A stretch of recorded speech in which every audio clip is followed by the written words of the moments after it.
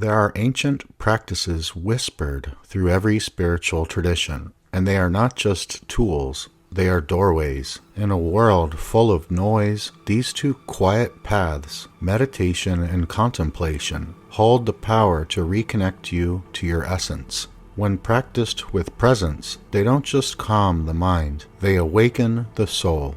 In this video, we'll explore why these two forgotten arts are more than techniques. They're sacred technologies of transformation. And the video you're about to see is from the recent episode 3 of the Love Light Path podcast on 7 mystical tools for spiritual awakening. You didn't find this video by accident. Your higher self brought you here. Let's begin. All right, mystical tool number 1, meditation. I'm sure you've heard of it before. You might not have known. Doesn't have to be done well to work. There's sometimes when I meditate and it's like lousy, and at this point I've done it for decades, and there's still sometimes where it feels like it might be the first time I've ever meditated.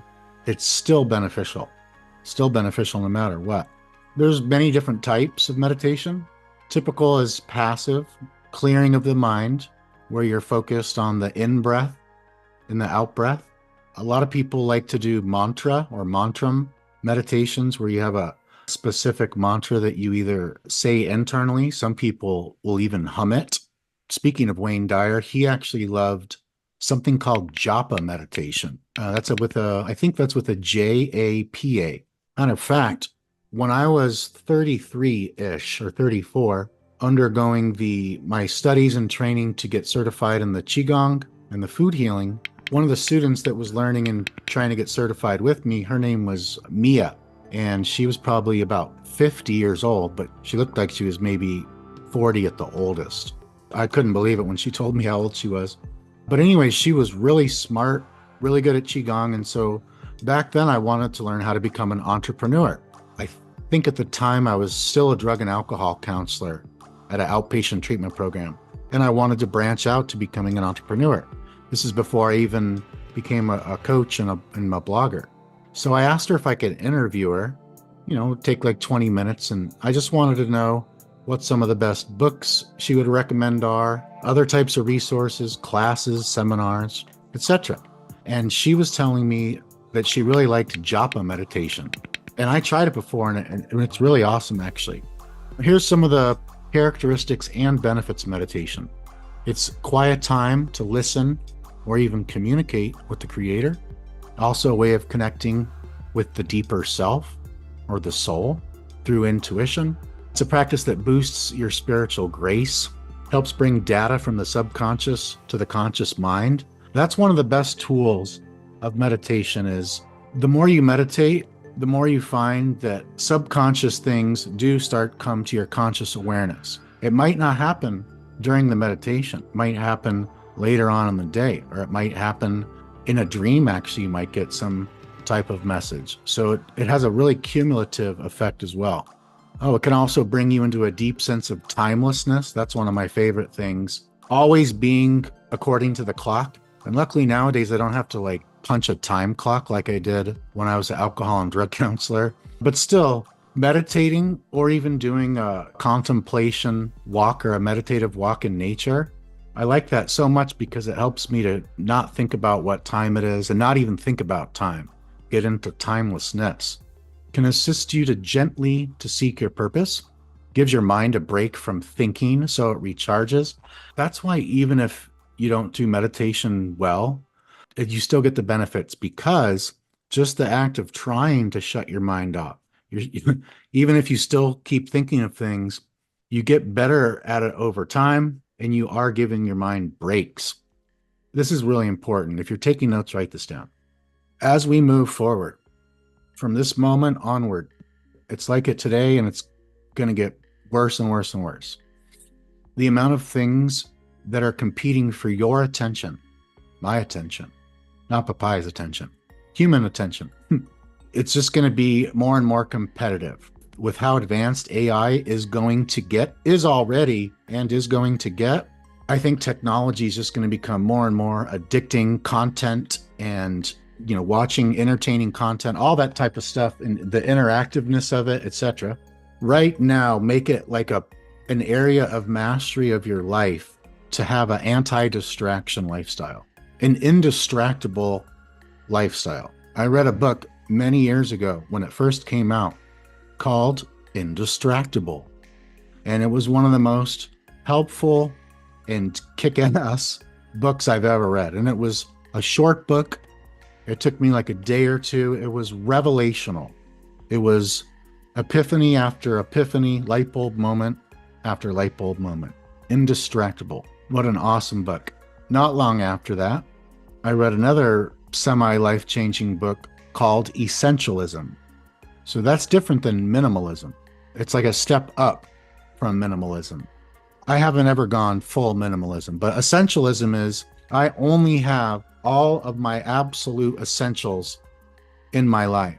One of the main reasons is as a moderate empath and a moderate HSP, highly sensitive person, so sensory processing sensitivity, as that I have to only have one social media, which is Facebook. I barely have probably 100 friends or something, and I barely do that type of stuff on there.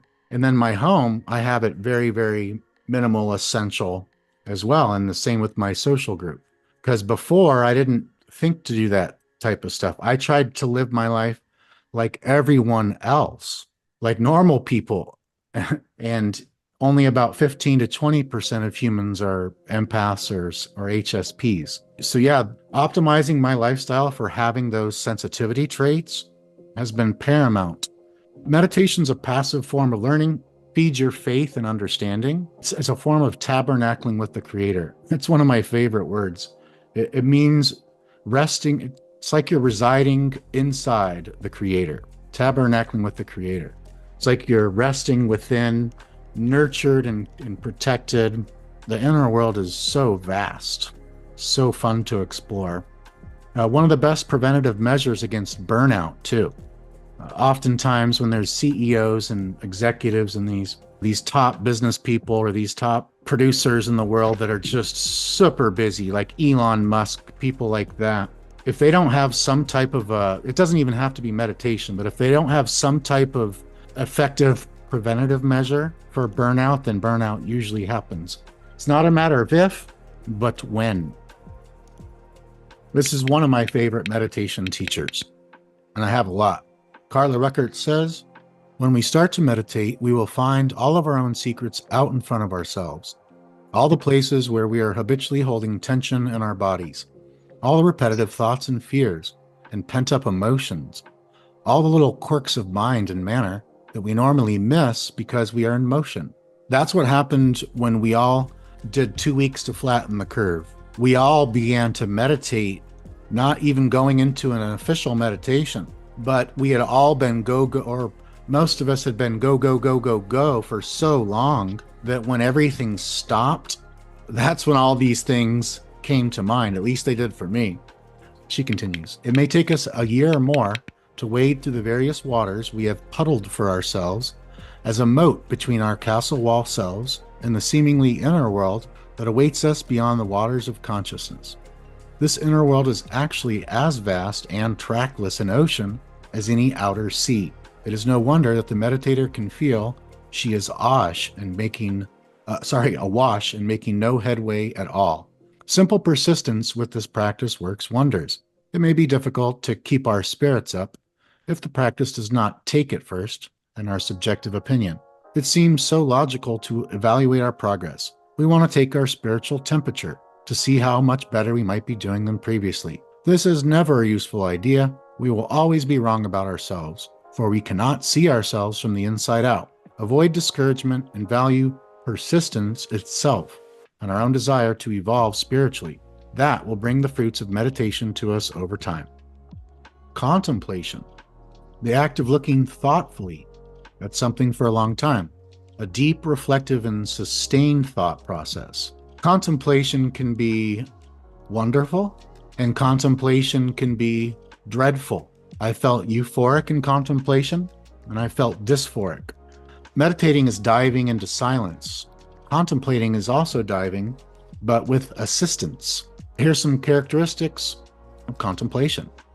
It's the process of consideration in a meditative state, in a alpha and theta brainwave state, or in a alpha and or theta brainwave state. Contemplating through crises in life helps you process an infinite series of realizations that give you much better points of view, more richer and fuller understandings of reality. And then the more that you really contemplate things, and I've done, when it comes to all this spiritual study, I've probably done more than 2,000 hours, probably with addiction stuff, probably more than 8,000 hours. Contemplation is one of the best tools for examining your emotions. Ugh. One of my weakest skills ever, is noticing and examining emotions. I've always been, I think it's part of my personality type. And I think in the Myers-Briggs, I'm an INTP, or one time I got INTJ too, but most of the test INTP. And so, yeah, that personality type is generally, that's what it says. It's like doesn't handle or not able to understand emotions or label them very well. And so thus contemplation can be very helpful. Here's another just beautiful long quote. Such beautiful writers here. This is from Karen Pekarsik. This is her favorite form of contemplation because there's so many ways to contemplate. Her form is a morning hour walk as part of her morning routine where she lives. There's this totally immersed in nature place, kind of hidden. And I've been on hikes like that, not too far from here, but you got to know where to find them, where it just feels like you're in this magical place. Even in the past, it can even feel in some of these spots in nature, it can feel like you're 100 years in the past. But then an airplane goes over and you're shocked back into reality. So she loves the nature and observing herself as part of all the living nature. It's really cool. My morning walk through nature is my second most cherished time of the day. I spend an hour walking in nature, observing life around me, and finding that same life abiding within me. This is the time I take to further connect with my inner self, that little inner voice who usually cannot be heard above the noise of the rush of the day.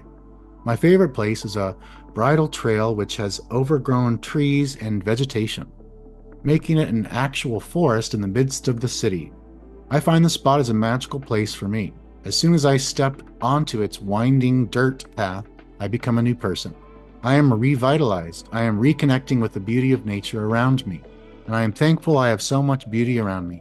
And the time to wander through this trail, soaking up its healing energy into my hungry body, I am truly blessed to be able to take the time to meander through this magical place in my neighborhood.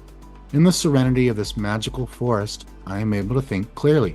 I find myself detaching from my sometimes aching body, questioning mind, and up and down emotions, and becoming a living, breathing entity. Just being, living and moving in a sea of energy. Life just is during this special time. I become one with life and life becomes me. There is no hurry or worry. All is peaceful and serene. I feel a deep connection to the life energy mingling in the vegetation of the forest. I am happy to be one with the beauty of nature all around me. I take this beauty with me to cherish throughout my day, to keep me on track with my emotions, and to stay calm through my many challenges. I have something not exactly like hers, but similar, a couple of 100 feet from where I'm sitting right now.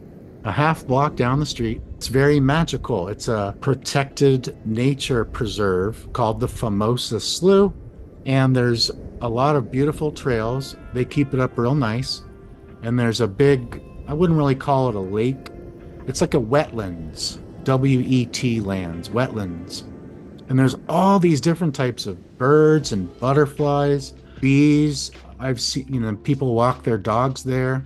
There's outdoor cats that live at my condo complex, the Point Loma Tennis Club here. The kitties will walk over there. At nighttime, there'll be skunks. So just teeming with life. And when I walk there barefoot and I'm soaking in the rays of the sun and this little beautiful birdie's on my shoulder or in my armpit.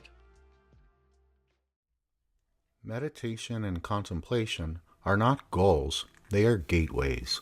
They lead you inward to that still point where awakening begins. If this message stirred something within you, it's because the deeper part of you is remembering what it already knows.